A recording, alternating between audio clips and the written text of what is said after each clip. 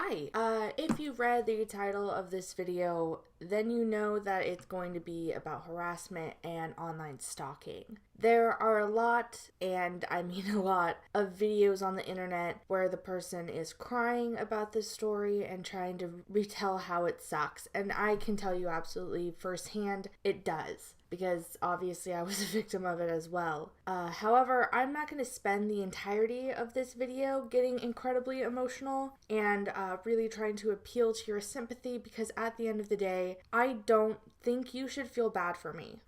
This happened. It was terrible. It ruined my mind for a lot of years in ways that I'm still processing. But for the most part, it is over now, and I don't want any pity over it. And when I say it's over, I mean it's absolutely positively over. I know who did this to me. I have talked to them about why, and all of this is going to be in the story as well, so you will hear about all of this. You are about to listen to a story about, despite having people around me who could have helped me, I very much isolated myself. I stopped trusting the people who were around me completely. I made myself feel like more of a victim, and I didn't tell anyone what I was going through until one night where I had a complete and utter mental breakdown and ended up crying in my car on the side of the road because, well, you're gonna see why, or hear why very soon. If anything, I think this video should be a learning experience to everyone who comes across it. I'm going to point out where and when I fucked up, why what I did was wrong, and I'm going to continuously point out that I should not. I'm going to continuously point out that I should have done better. Again, there's a lot of stuff that I could have done looking back, but I actively chose not to for my own reasoning. And at the end of the day, I really only hurt myself. So be forewarned, because I'm not going to try to appeal to any emotions in this video, I will be shooting the shit, I will be making jokes, and definitely laughing at some points, because this for me is something that is in my past, and I have worked through enough to be able to laugh at it. I find mocking something serious, something that hurts me, is a way for me to take away its power over me. And that might be off-putting to some of you, and you might find that completely inappropriate and want to leave the video, and if you do, I completely understand that. I'm in a place where I've processed this happening, and while I wouldn't say I'm fully over it, I can laugh at it because it is over. So with all that being said, let's get into this. I have a video on this channel about being catfished, and in that story time, I talk about my online friend Amy. Amy was the girl who would end up being my first online friend. The first person in my middle school existence who didn't say I was weird for liking what I liked, and also the person who went on to catfish me for about a month or two under the name Sasuke Uchiha 666. It was terrible. When Amy and I first became friends, we exchanged email addresses and AIM information with each other. And for all of the children in the audience who don't know what AIM is, it was the first messenger that was available, and it was by far superior to everything we have now. You could put away messages, you had a little picture icon that could be a GIF. It was just amazing. And since it's gone away, there has been nothing quite as amazing as AIM Messenger, and there never will be. So thank you so much, AOL, for bringing such hits as my ex-boyfriend declaring his love for me whilst also declaring his love for other girls. You've been beautiful. After Stardoll went away and I was momentarily crushed by my first online boyfriend cheating on me, which if you want to know more about that, feel free to click that other video. After that, I was distraught but ready to move on with a new year and live my best 8th grade life with my friends, enemies, and all of the above. Over the summer between 7th and 8th grade year though, I had been emailing and chatting with Amy and straight up realized that she was pretty much everything I thought I was but knew I wasn't. She was this cool skinny girl with a scene haircut who was allowed to shop at the mall unsupervised and knew multiple cute emo boys who wanted to be the Nicosaur to her, whatever. She was all that and a bag of chips, and I was this blonde-haired, blue-eyed Catholic schoolgirl whose mom wouldn't let her wear eyeliner or even dye her hair or get a scene haircut. So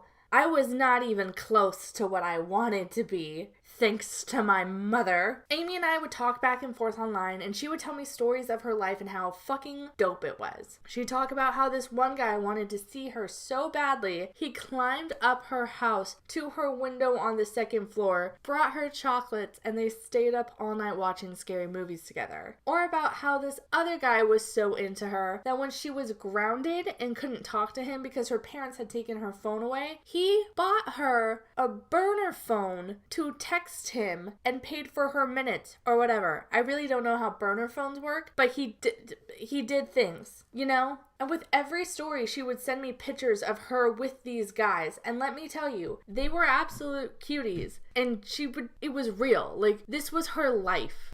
She would send me all this shit, and I would tell her about how I was helping my parents at their sheet metal shop across from the local airport and had promptly knocked myself out for 10 minutes because I ran into a metal pole. Or how all my real life friends wanted to hang out without me because they knew my parents were super strict and they didn't want to get in trouble in case I told them anything. So again, her life was the shit and mine was shit. And I was so friggin' jealous. She had this interesting rom-com-esque life with emo boys fighting over her and her being conflicted over it and her parents allowing her to have a cell phone when mine wouldn't. And I just had basically nothing. I had nothing I was proud of because I was so sad about my standard middle school life filled with nothing but puberty and self-doubt. And because of that, I made a dumb decision. When talking to Amy, I started full online and making up shit to fit in with her, which is exactly what Disney Channel tells you you shouldn't do because lying is wrong and don't ever do it. Yes, I know, Zendaya, I've heard you a million times.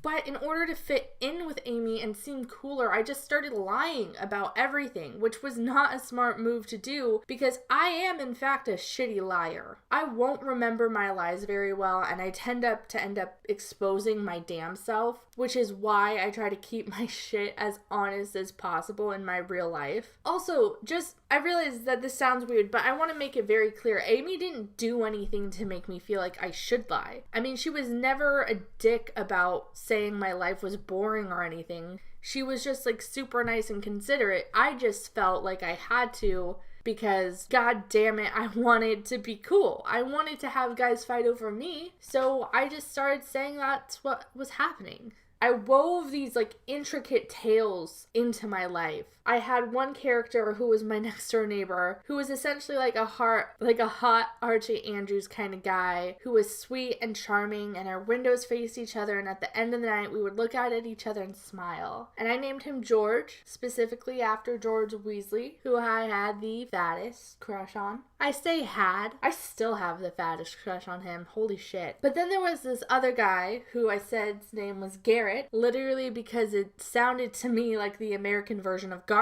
And it was the most believable name I could think of that sounded like Gara. Garrett was this mysterious, edgy boy who wore eyeliner and rode a motorcycle and would sneak into my room at night to hang out. And my main thing was I was so conflicted about this like good boy, bad boy dynamic. I was literally in a gender-swapped version of Archie comics in my mind. And with that being said, I'm realizing I am not creative at all. I told her all of these fucking tall tales that were really just garbage, and for a long time she believed them. The issue started really when my real life happened and I would want to talk about it, because at no point would I ever talk about my real life and the real shit with the fake shit. I would talk about these two guys who were so hot and still very interested in me, and then talk about the guys that I actually knew and I actually was interested in, and my friends and the girls I liked, and none of it ever intersected. Like, hey, there's this guy at school who tried to hold my hand on the field and we sat together and talked about death and it was really sweet, and we went and hung out with my real friends and there's photos and here's proof that that happened. Then 5 paragraphs later, I'm talking about motorcycle boy who doesn't exist kissing me. At a certain point, she started to question, okay, why do these people who you spend all of your time with not talk to this neighbor or this bad boy who very clearly exists in a separate part of my life? Why are they never seeing each other? Like, my real friends essentially were in the Miley Cyrus side of my life, and the fantasy boys were in the Hannah Montana zone. So when she started calling me out for my lies and bullshit and what I was saying, I was shocked because I didn't expect it, but honestly it wasn't that surprising because I know now for damn sure I wasn't doing a good job or even really a mediocre job at lying, but I think she trusted me enough to give me the benefit of the doubt for a long time. She started hounding me, and her main point was that my friends, my real life friends, never seemed to interact with my two love interests, and that it was weird that they don't give a shit about these two men who I'm around all these times. The way she said it, though, was very like, I don't think your friends care about you because they don't check in on your love life, and why don't they ever talk to these guys, and why are you friends with them when you could be friends with people who would check on you, who would take part in this thing, you know? And look, I think that's really sweet. Despite everything else that's going to happen, that aspect to me seems really sweet and genuine.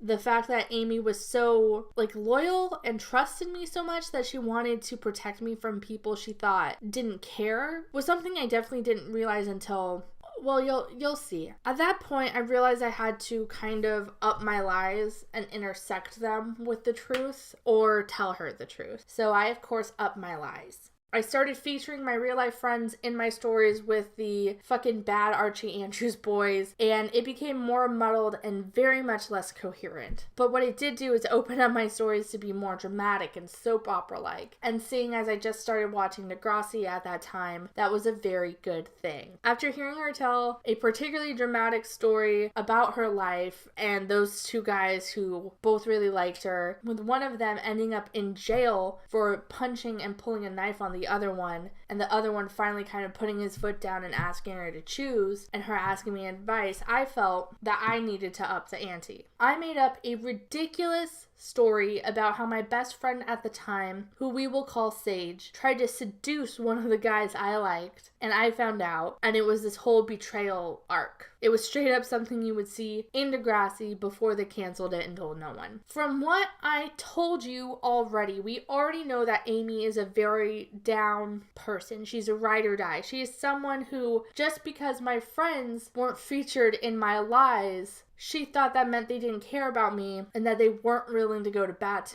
for me, and she thought that made them bad people. I mean, she told me before she had wanted to talk to them for that alone because that was so fucked up to her.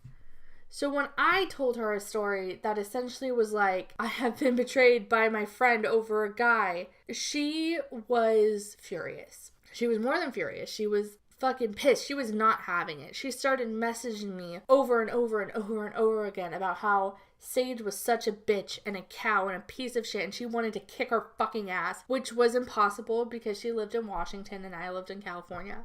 I kept the act up though and pretended that I fully excommunicated Sage out of my life, and I talked mad shit about her to Amy because in this fictional world, she was this homewrecker. She was the Reggie Mantle to my Archie Andrews. And I'll literally stop with the Archie comics references. I am so sorry. However, that would prove to be an issue in its own little way because I didn't see it being that bad, but I keep saying you'll see, but you will. A couple months after this, I graduated middle school and was pretty much last in my class, and with school being done, my parents finally relented to my constant begging and let me get a MySpace. For the kids in the audience, MySpace is what invented music, and it's the reason the world has Jeffree Star. I kid you not, without MySpace, we wouldn't have been blessed with the blood sugar eyeshadow palette and the unicorn blood lipstick. So MySpace is kind of a godsend, and you can find me in the comments if you'd like to be wrong. MySpace was everything, and I was so stupidly into it to the point where if they brought back how MySpace was in 2007, I would be back on it in a heartbeat. You could fully customize a web page about yourself, put your likes, dislikes, highly edited photos of yourself up in a time where there wasn't whole YouTube channels essentially just to call people out for that kind of shit. It was amazing. But by far the best part of MySpace was, of course, the top 8. In MySpace, top 8 is essentially a ranking system for your friend. If you were at the number 1 spot, you were that person's best friend. However, if you were on the number 8 spot, you pretty much had to watch yourself because you were disposable. And it was actually dramatic if you would take someone off of your top 8. Like, I knew people who got into literal fist fights with other people about their top 8, and god damn it, I of course was one of them. When I first made a MySpace, I added all my friends, real and online, not seeing there being an issue with it, which meant that my real life best friend Sage and Amy were both in my top 8, with Sage being number 1, and Amy popped the fuck off. First, she popped off to me and no one else via AIM and MySpace messaging, which was just like kind of emails. It was great. I got non-stop fucking messages. How could you be friends with someone after they did that to you?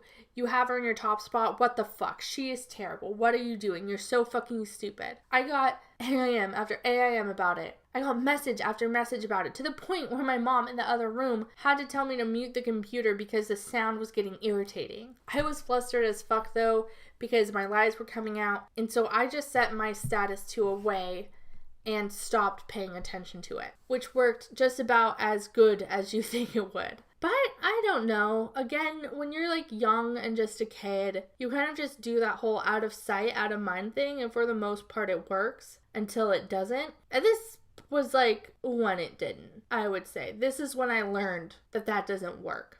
Amy was super fucking upset because I had fabricated so many goddamn lies at this point.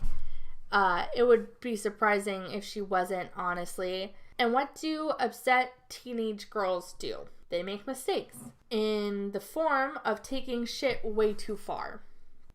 Amy wrote a long, threatening email to Sage, calling her out literally every name in the book for her hurting me, fucking with me, and letting her know that she was going to kick her ass and make her wish she wasn't born. There were multiple threats, both to kick her ass, to kill her, pretty much the nastiest shit you could say to anyone. And I knew it was impossible for Amy to follow through, but Sage, of course, didn't because she didn't know Amy. At the time, I didn't have a cell phone, so if my friends wanted to talk to me, it was either AIM or home phone calls, but no one ever risked a home phone call unless it was emergency, so all my bullshit was usually handled online. Until Sage called me crying because some psycho bitch on MySpace was threatening to kill her and fuck her up because she had hurt me. I asked her who was saying it, already knowing it was Amy, and when she confirmed it was, I kind of just wanted to puke and die. I was guilty, and I was the reason that Amy felt so angry and why my best friend was crying. I knew that that was my fault, that I had brought this kind of pain onto my friend, made her cry, and that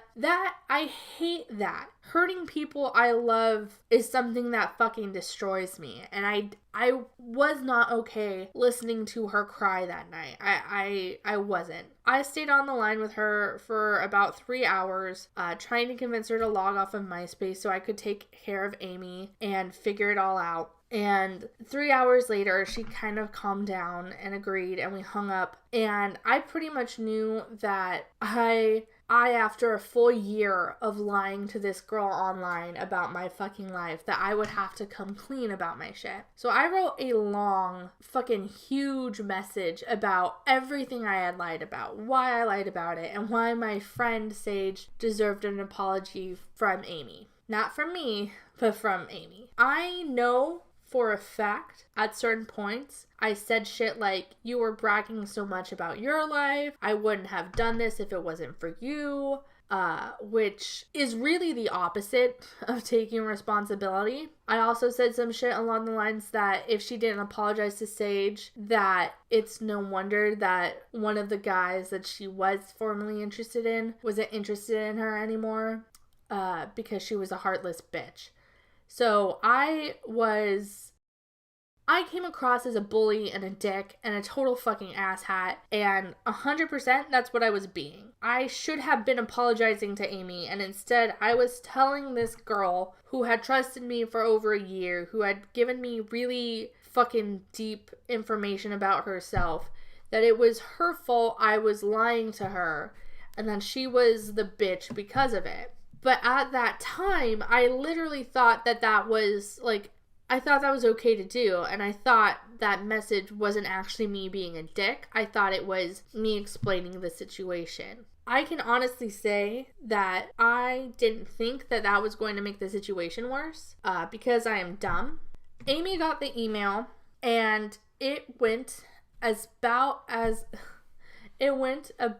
good as you would think it would go. She flipped the fuck out. She was so angry that I got 10 emails back in response and probably like 100, 200 AIM messages about it. Like, one email wasn't enough to express her anger adequately. She had to send 10 and multiple AIM messages as well. Amy went fully off on me about how I was a liar and a fraud and a dumb bitch who doesn't deserve to have any of her friends because she is so fucking stupid. She called me fat. She called me ugly. She said she should have known that the stories were fake because there was no way any real guys would be interested in me because I am so very unfortunate looking that I didn't even qualify as a butterface. I was just a couple of ugly holes that no one was ever going to use anyway. Every insult in the book, even ones that I had never heard before, were thrown my way.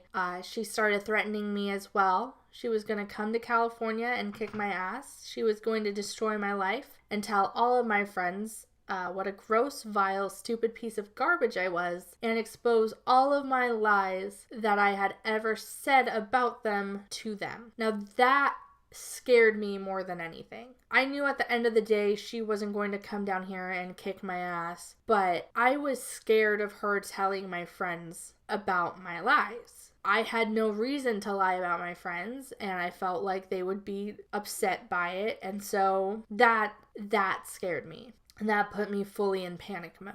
While in panic mode, I made another fucking mistake in a long line of mistakes. I decided instead of working it out, I was going to block Amy on AOL and AIM and MySpace. Any website where we had been friends, I blocked her. I cut her out completely. This was someone that, despite lying to them for almost a year of my life, I had told her shit that I didn't tell anyone else. She had fully helped me stop cutting myself. She had helped me get out of the darkest places of my life. She provided a refuge for me when I was incredibly upset, and just like that, with literally no remorse, I blocked her completely from my fucking life. But I also did something else, which was just a little fuck you on top of that. After I blocked her, still in panic mode, I posted a bulletin on MySpace and wrote a bunch of messages to all my friends saying, "Hi, this Amy person is insane and hates me. If they message you, if they send anything to you, don't believe anything they say about me," and block them immediately. And for added effect, so people would believe I was being honest, I posted part of the email she had sent to me, specifically a part where she called me a wash-up bloated corpse who didn't care enough about myself to not want to die. And that worked. None of my friends really fucking questioned it. They just thought this person was a complete psycho bitch who was attacking Sage and I for no reason, and pretty much everyone I knew blocked her, and I didn't hear about her for years. Well, okay, I didn't realize I had heard about her for... you'll see in a minute. Everything died down for a couple months, but in December of my freshman year of high school, I got a message from an email address that I didn't recognize. That was just literally John Smith and just a barrage of numbers. It was an email detailing how I was a terrible person, how my friends who were listed by first and last name didn't deserve to have a leech like me feeding off of them. It called me a freeloader, a hateful loser, and it went into detail about things that were so personal and so accurate that I knew this person had to have known me. This person messaged me about what I had been wearing at school that day, how terrible it looked, made a comment about me specifically wearing my Invader Zim headband, and how my hair looked like just a fried mess. I wouldn't say after receiving that first email that I was scared, because I didn't feel like there was something I should really be scared of at the time. I had that kind of teenage ego where when someone was like, I'm gonna hit you, you're just like fronting and you don't give a shit until they actually hit you. You just kind of sit there and you're like, fuck yeah, hit me. And then they hit you and you're like, ah. I wasn't afraid, but I was paranoid. Because here was this person who I didn't know, who clearly knew me, who had real life information about me because they told me what I had been wearing that very day and talked about my friends with their full names. I felt that only someone who knew me in real life and really knew me well would know that shit. And I was upset because how could someone who really knew me well, say all those things to me? I don't know. It didn't occur to me until a very long time after I had posted photos of myself that day in my full outfit with my high school clearly shown in the background with my friends fully tagged first last name in the photo. At the end of the message, they told me to kill myself and that was it. I deleted it very quickly after reading it and decided to message my friends to test them to see if it was actually them. I asked them random little things that had been featured in the email to see if they would fess up to it or let something slip. And I spent hours that day trying to figure out which of these people secretly hates me, and nobody gave me the information I wanted. I worried about that for about a day, and then in true zero attention span fashion, I forgot about it. Until 3 days later when I got another email from a different email address, and then another a week later. And then I started getting these emails every couple of days, telling me all kinds of shit about myself. Shit that was true. All of these emails would end the same way as well, with just telling me to kill myself or making a case for me to end my own life. They would say shit that was so startlingly, can't say startling. They would say shit that was so accurate and things that I felt like could only come from a close friend. And it didn't make sense for it to come from someone else because no one knew that much about me. Like, I was a freshman in high school and I had only been there for a couple months and none of these people who I had met knew me all that well. And I barely had maintained my friendships from middle school, so I just didn't understand. As time went on, I got more and more paranoid. I started getting really jumpy and alert to the point where it's now kind of like a habit. I'm very testy. If I don't hear someone enter a room and then I see them, I usually jump and somehow end up on the floor because for some reason at this specific point in my life I was so paranoid that was just something that I ended up doing and making a part of me. I stopped trusting my older friends from middle school, and out of everyone I knew, I think the only person I really trusted was my sister and my dog. And even my sister was up in the air because Lord knows she did some fucked up shit to me as well along the years. The emails continued for 3 months at that point, with it regularly being a new email every 3 or 4 days. And then one day, but I wasn't okay after that.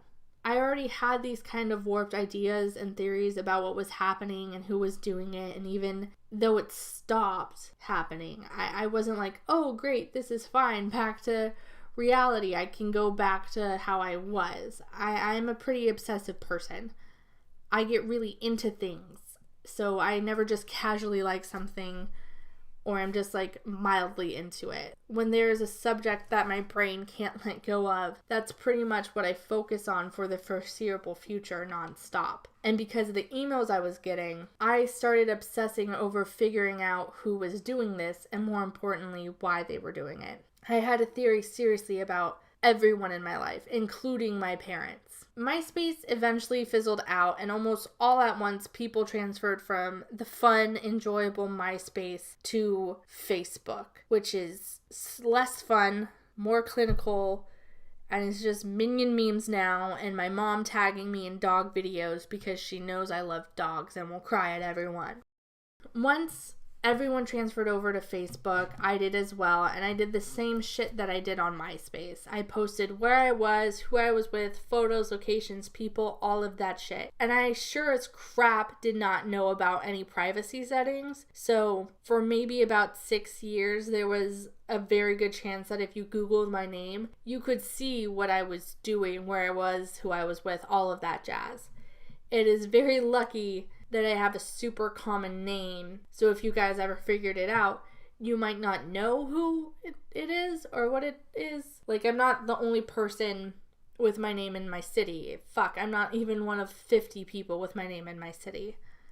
After I transferred over to Facebook, the emails started up again. They would talk about my friends, make digs at me, and this time they were a lot more effective. It was like, in the time in which this person wasn't fucking with me by sending me emails, they had taken a course about how to harass people and just fucking passed that course with flying colors. It was a lot, and I was fucking overwhelmed, and so again, I isolated myself. And at this point, I had really only ruled out one of my friends as being someone who wouldn't do this. And she was essentially the only person I trusted for a very, very, very long time. This particular cycle would continue for years. The person would go away for about 3 or 4 months and then come back for 3 months. Or they would be gone for 6 months and come back for 1 month. And every time it was different, but every time it was exhausting. Different emails were used every time I would get an email, and when I changed my emails just to see if it would stop, they would still be able to find it somehow, and there didn't seem to be a way to make it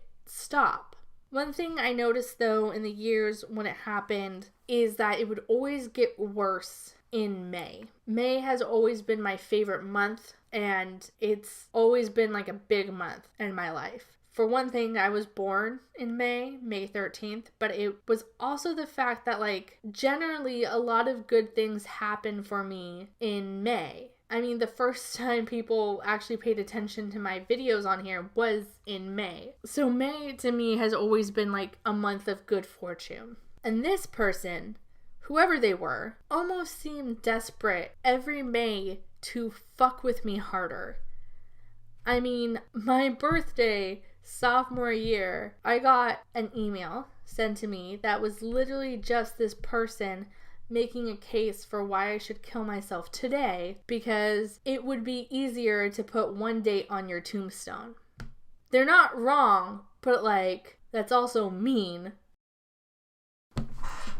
I realized after that this person really revs up during May, and my junior year, I decided I wasn't going to let that stand. I had let everything else stand up until this point, but taking away my birthday and my birthday month, I wasn't going to allow that. So I was going to stop being online altogether. That way this person couldn't get to me. And I did, which is actually pretty bonkers to think about now, but I deleted all of my social media, all of it. I stopped checking my email, and I told all of my teachers that I would not be using my school assigned email anymore, so if they had updates on assignments that weren't stated class, I just wouldn't get them, which didn't go over super well with the faculty, but whatever. I was a C student anyway, so I mean, I really didn't give a shit about school, and I'm sorry about that. However, now that decision was me first, like, kind of taking a step to reclaim my authority over my life. However, that turned out to be a really upsetting decision for me because without Facebook, nothing was there to, like, update people that it was in fact my birthday, and only my parents and one friend remembered. I went to a high school where it was, like, uber common for if it's someone's birthday, you see them walking class to class with huge balloons, or for someone to order a pizza to the school for their friend's birthday. Like, people usually went a little bit hard for birthdays, and the fact that only one person had remembered mine and none of my other friends seemed to give a shit, that hurt, and that, like, made my self-centered heart break, and then brought about this whole other feeling of, like, isolation. I wasn't online, but the emails had pretty much nailed it in my head that I was alone and that no one cared about me and all my friends hated me and I was ugly and all of this shit. And the one day of the year that I was kind of supposed to be proven wrong, I felt like I was just told it was correct. I mean, don't get me wrong, like saying that as an adult woman who like pays taxes and survived homelessness, that's just... it's all very petty and overdramatic and self-centered, but I remembered that day going home and crying and making the decision immediately to reopen all of my social media accounts because it just didn't matter that someone was fucking with me because at the end they were just fucking right. From that point on, the cycle continued, and it got to the point where I was just used to reading those things about me. And I think, like, people telling me to kill myself, people telling me I'm fucked up, talentless, all that stuff, I was used to it. And I think that at the end of the day, that accounts for why comments that call me an attention whore or a disgusting slob or a terrible artist don't really make me feel bad. Like, I'm just mostly numb to it. It stopped mattering to me that I was being harassed and told to kill myself on the regular. It mattered more to me that there was someone out there who knew me very well and wanted me to die. So my paranoia at that point was amped, and it got so bad that there were a good couple of nights where I stopped sleeping in my bedroom because I was convinced that there was someone outside of my window looking in at me as I slept. But did I tell anybody? What did I tell anyone? That's why I did it? No. My parents just thought their daughter was a little bit weird because sometimes she brought her comforter and her blankets into the bathtub and slept there. Now, I'm certain at this point you're asking, Shannon, if you're asking yourself, Shannon, where are the emails? Where are they in this video? I want to see one of these emails. That brings me to another giant mistake that I kept making this entire time. Every email I got, every derogatory, deranged email about wanting me to die, I read once and I deleted it. At the time, I didn't realize how fucking stupid that was, and I didn't think what was happening was a crime or like important. I very much downplayed what was happening because it was happening to me. It wasn't illegal or fucked up because it was happening to me. I thought it was embarrassing, and I thought if people knew about it, it would be embarrassing for me. I'd be like a bitch on the internet who can't take a joke, and I didn't want people to know I had all these faults that were so alarmingly accurate being pointed out in email. Because again, this person was saying shit that as much as I didn't want it to be true, it was fucking true. I did self-harm. I did have suicidal thoughts. I didn't think I was worthy of my friends. I did believe that everyone around me hated me and thought terribly of me. It wasn't fucked up because it was all accurate and it was all true.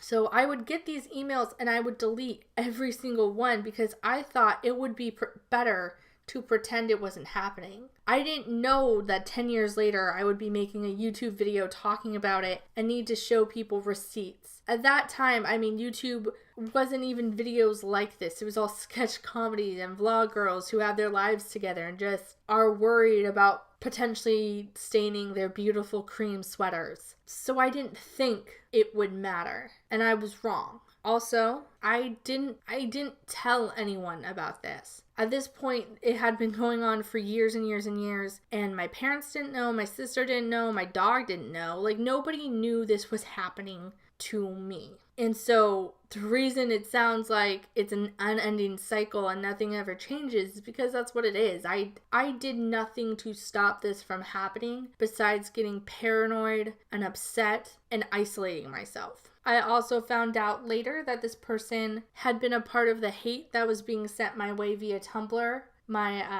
In my Tumblr video, I was called racist. People said I was a terrible bigot, and then my art is disgusting because, once again, I drew a picture of my Sri Lankan friend that people found to be upsetting, and that only happened because this person took it upon themselves to fuck with me. And we all know how that turned out. If you don't know, there's another video that you should watch. So my paranoia was up, my self-worth was down, but as far as I knew, they never contacted anyone else, and it was just happening to me. That is until years later when they contacted my boyfriend.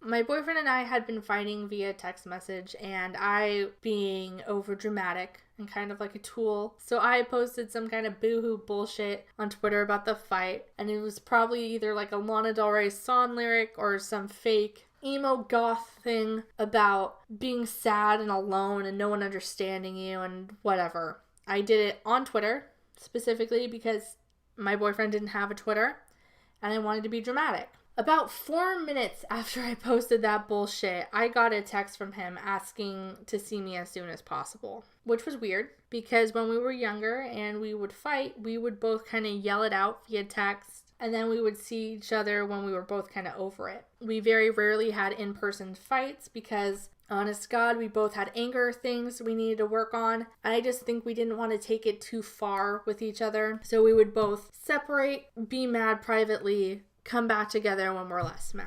When I got that text, I was fucking worried that he was going to break up with me, but I said yes anyway. I went over to his house and I picked him up and we just went into my car so we could drive. I explained that in the dumbest way. I'm so sorry. He got into my car, and as I was driving, he tells me that someone had texted him while we were fighting and asked me if I knew what the number was. And he tells me the number, and I said, no, I don't know that number. So he puts his phone down and he tells me that when we were arguing, he got a variety of long text messages telling him to dump me, saying that I didn't deserve him, saying that I was ugly and fat and gross and stupid, and that he should break up with me because of all of those reasons. And from the way I reacted, he knew that I knew what was going on. He knew I knew something. But I had been lying for years at this point about it, so I tried to play it off, and say like, oh, it must have been a prank or someone who likes you and I don't know who that is, and it's not, I don't know anything, but he's my boyfriend and I'm a terrible liar and probably the worst liar he knew at that point. So he starts hounding me, like, who would do this? Who is saying, Shannon, you need to fucking tell me who is saying this. And he had to yell at me in order to get me to break and to be honest. And boy howdy, did I fucking break. At that point, however many years of pent-up anger and paranoia and frustration and fear just fucking flew out of me. I just fully started breaking down while driving, so much so that we had to pull over because I couldn't see. I was weeping and I was just so angry and upset and pissed off because I had successfully kept this away from everyone in my real life. No one else was brought into this. I figured once again, it was just me against it. And because it was happening to me, it wasn't a big deal. And now this person had tried to get the person who I love more than anything in the world to turn against me and break up with me, and brought him into it and brought him down because of it. And I was just sitting there lying to him out of fear and for no other reason. Like, I was doing that and I was making it worse, and I was pushing the person and the people away who literally wanted to help me. I cried like a lunatic for about an hour. I am talking like loud, sobbing, heaving, all of it, and I finally calmed down and was able to breathe, and I told him everything about how I didn't know who was doing this. I didn't know why they were doing it. I told him it's been happening for years. I told him how they had been fucking with me since early on in high school, and how at certain points they had threatened to send naked photos, which they did not have, to my place of work to get me fired. I told him everything, and it was the most liberating thing I had ever done. Like, I think my shit started to make sense, and why I did things the way I did started to make sense to him, and he told me straight up I needed to do something about it, that the next time I was emailed, I need to take it to the police. Which in reality is something that I should have done at the beginning. But again, I made a lot of mistakes in this, and I now know that's what I should have done, but I didn't. For some reason though, even though how he said it made a lot of sense, I didn't want to take it to the police. It had been so fucking freeing telling him that I was like, oh, if I just tell everyone in my life that, hey, this is the reason I've been isolating myself and I was on edge and I would lash out for you for some random reason because I thought you were fucking threatening me online even though you were probably just being a good friend. Like, I thought I could just tell people that instead of doing anything about it and that would solve my problems. I thought that was enough. Like, the cops didn't need to get involved because in my dumb idiot brain, it was fine. Plus, there was the added bonus that I had deleted all of the emails since I had been getting them. I had only realized when I said it out loud to my boyfriend the first time how stupid that was. I told him, hey, I'd been getting these emails for years and I couldn't actually back it up with fact or proof.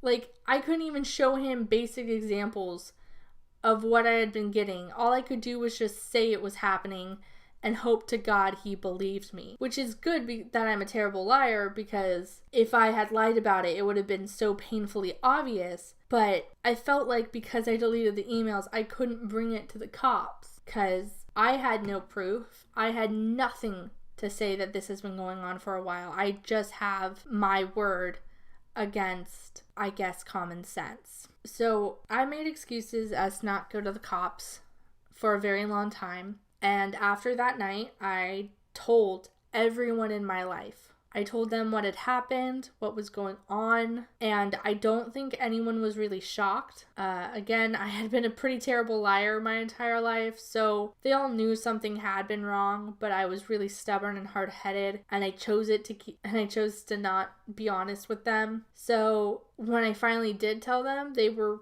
really happy, and they were all really supportive. As time continued on, I started to get more comfortable again and relax into my own skin without worry.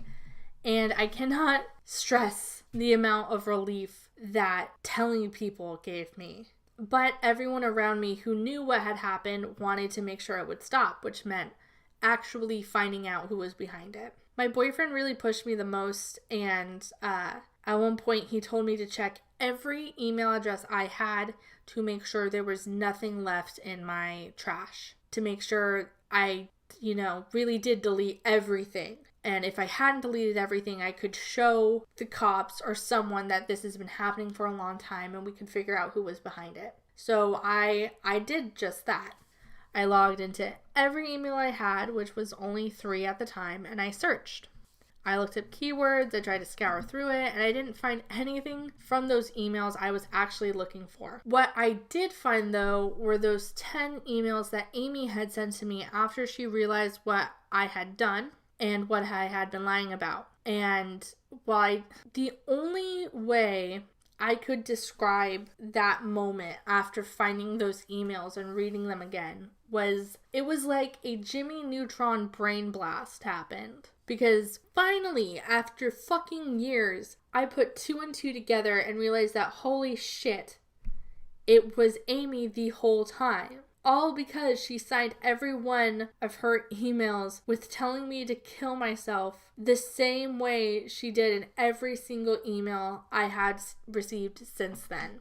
That moment, that fucking moment where I finally knew what had been happening is probably in the top 5 moments of my entire life. I cannot stress to you how good that felt. Knowing that it wasn't any of my middle school friends or high school friends, or no one had been watching me in my bedroom and no one had been following me while I worked or while I ran.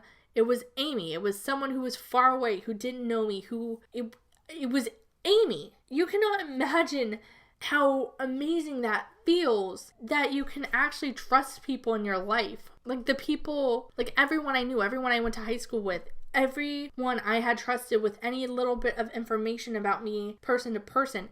It wasn't them.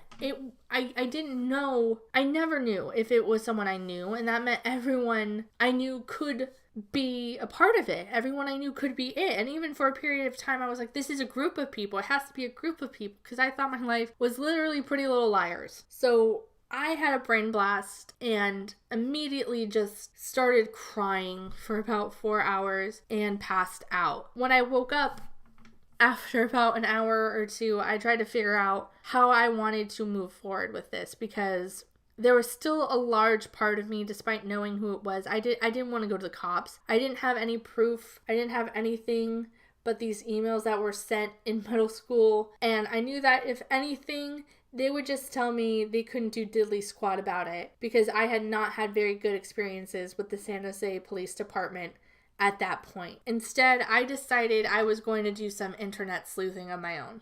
I Googled her old email address and found various social medias that were attached to it.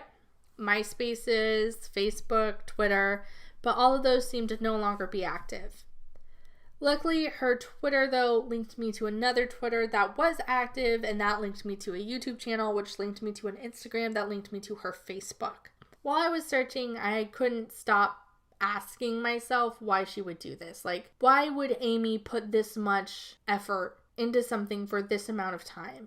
I felt like a fucking baboon for not seeing it for years and years, but I couldn't think of a really good reason why she would do this. For me, the whole cutting her off was sad for maybe a day, probably less than that. Middle school drama and bullshit rarely lasts a long time, and I was quick to forget about it. And I realized while searching that it probably wasn't for her. I had done something to her, and I had broken her trust in a way that for me didn't seem to matter, but it did for her. Having realized that I had done something to her, something that made her feel justified in doing this to me, made me realize, as fucked up as what she did was, I was probably not as innocent as I thought I was in this. I'm not trying to imply that I deserved this shit or that anyone deserves this shit to be done with them, but like, my actions led to that reaction that I got, you know? I don't know. When I found her active Facebook, I sat down and I wrote her out the apology that she had deserved from the beginning. The apology that I thought I gave, but I wasn't mature enough to do when I was younger. I didn't try to bullshit her or bring everything back to the threats, the emails, the fucking garbage, the mental abuse that she had put me through this whole time. I didn't tell her that I knew it was her or I was going to stick the cops on her. I didn't try to make excuses for my behavior or pretend that she deserves my lies. I owned my shit fully. And I told her that I was truly sorry for what I had done, and I hoped we could both move forward from this and appreciate the good year or so that we had confided in each other and trusted each other. Because that year had been lost in all of our actions, and I think that was a fucking shame. I sent the message, and within a minute, I got a message back asking for her. I got a message back from her asking me to video chat with her, which I did. And for the first time ever, we talked face to face. She told me full on, full out, no stops, no bullshit, that she had been the one sending me the messages. She didn't pretend it was a good thing to do or that she was proud of it. And she said she had been so mad when I lied to her that I was actually able to trigger something very personal to her. And that is why she felt validated in doing what she did at first. Also, I hope you guys know when I say trigger, I don't mean like social justice triggered. I mean like an actual psychological trigger, because she did, or does, have PTSD stemming from years of mental abuse at the hands of people that I'm not at liberty to talk about. So I had triggered something in her, was really vile, and I didn't know about, and there was no way I could have known about, but I did do it. She told me that I posted about my life online on MySpace and Facebook, and all she had to do was make a fake MySpace and Facebook and Twitter to follow what I was doing. She told me that I wasn't careful really with who I added, especially if it was a guy who I thought was cute, so that just made it a lot easier for her, which made sense to me because that's how she would know what I was wearing on certain days and who I was with and their names and their info and all of that. She would wait until she saw me post a photo or an update and then send me an email as a response to that post, because she knew I would probably assume it was someone I knew in real life. She told me how over the years really fucking with me and sending me those rage-filled emails became a way for her to cope with the stress of her life. After we had blown up the way we did, she went through an insanely hard time in high school, and it was a way for her to get her anger out, her messing with me. So all that anger, all that rage was not just at me, but the people around her who were hurting her. She then went on to get married after high school, have a kid right away, and was an army wife. And anytime she was stressed or upset, she would turn to me, and she would turn to fucking with me. I was her stress relief. While she was telling me all of this, that I'm just talking it out, but she was crying, and I fully didn't know how to react because I had gone into that call thinking she was probably going to be a dick or make excuses, and I was ready to fight with her. I was ready to accuse her, but she collapsed under the weight of what she had done, and she was sobbing over FaceTime and trying to tell me that she was so sorry. And I couldn't hold on to that anger. I couldn't hold on to that hurt. Because despite everything she had said to me and made me feel over the years, I could understand why she did it. We were young, we both made stupid mistakes, and I had impacted her life negatively. And as far as she knew, I hadn't received any of the emails since I never responded, and I was just how she blew off steam. I was just a hobby. I was no longer this person she was talking to. I was this punching bag. But seeing me face to face over FaceTime made me real, and we couldn't do that anymore. I told her straight up I couldn't forgive what she did and that I couldn't trust her, but I understood why she did it and why she felt justified in doing it. We talked for a few hours after that, and she showed me her really cute daughter. And though while I wouldn't say we're friends now, we still check in with each other regularly to make sure we're both okay and in better spots. She has a family that loves her and protects her, which is exactly what she deserves. And I'm at a point in my life where I can really trust people and trust people again. And so we're both a lot happier than we were. There are a lot of things in this story that I did wrong. I mean, just a short list. I didn't tell anyone that it was happening.